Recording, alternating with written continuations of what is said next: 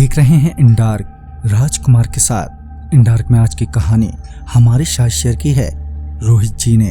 तो सबसे पहले रोहित जी, आपका बहुत बहुत धन्यवाद अपनी कहानी हमारे साथ शेयर करने के लिए। दोस्तों, अगर आपके पास भी ऐसी ही कोई कहानियां हैं तो हमारे साथ जरूर शेयर करें।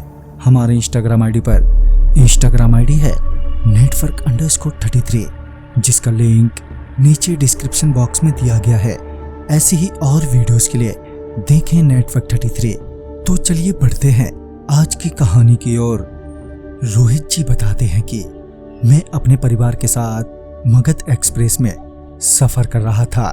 जब ट्रेन पटना से खुली तो हम सभी अपने बर्थ पर सही से बैठ चुके थे।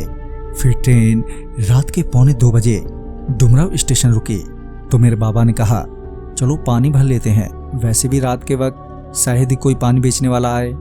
तो मैं बाबा के साथ उस स्टेशन पर पानी भरने के लिए उतरा।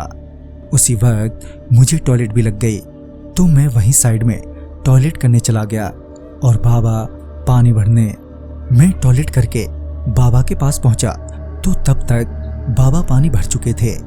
उन्होंने मुझे हाथ में पानी का बोतल थमाते हुए कहा, तुम चलो, मैं अभी आता हूँ। ये बोलकर वो टॉयलेट करने चले गए, मगर मैं ट्रेन में जाने की जगह वहीं उनका वेट करने लगा।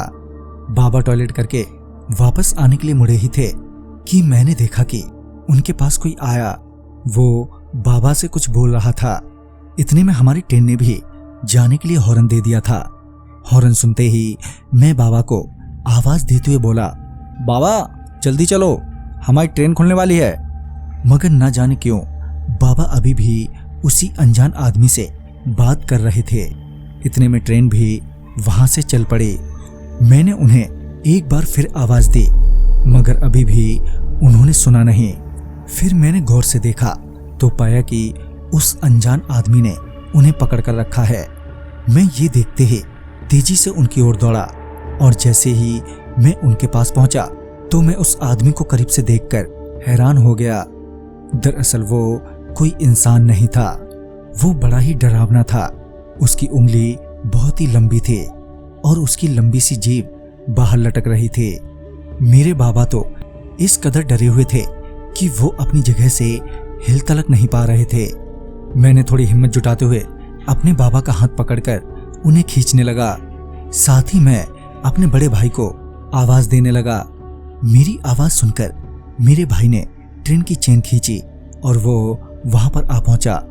वो भी उस अजीब से आदमी को देखकर एक पल को डर सा गया, मगर वो फिर भी बाबा का हाथ पकड़कर पूरी जोर से खींचने लगा।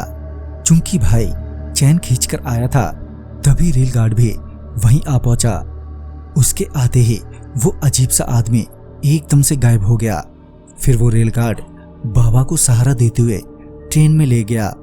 कुछ देर के बाद जाकर बाबा नॉर्मल हुए और बताया कि वो आदमी एकदम से उसके सामने आ गया था और बोलने लगा कि ये ट्रेन कहीं नहीं जाएगी। मैं उसे हटने के लिए बोला ही था कि उसका रूप एकदम से बदल गया। उसका वो रूप देखकर मैंने अपने होश खो दिए और उसके बाद का मुझे कुछ याद नहीं। ये सब सुनने के बाद उस रेलगार्ड ने बताया कि यहाँ एक बार 2 मुसाफिरों में सीट को लेकर झड़प हो गई थी।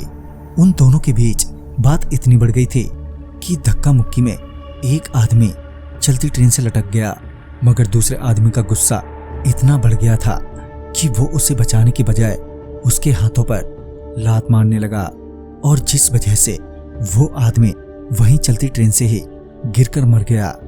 कहते हैं जब उसकी लाश मिली तो उसकी जीभ बाहर निकली हुई थी और उसके हाथों की उंगली लंबी हो रखी थी। तब से यहाँ ऐसा कहा जाता है कि उसी की आत्मा यहाँ पर घूमती है और मुसाफिरों को तंग करती है। तो दोस्तों, इस कहानी में बस इतना ही। कहानी आपको पसंद आई हो तो लाइक शेयर करें और साथ ही हमें कमेंट बॉक्स में जरूर बताएं।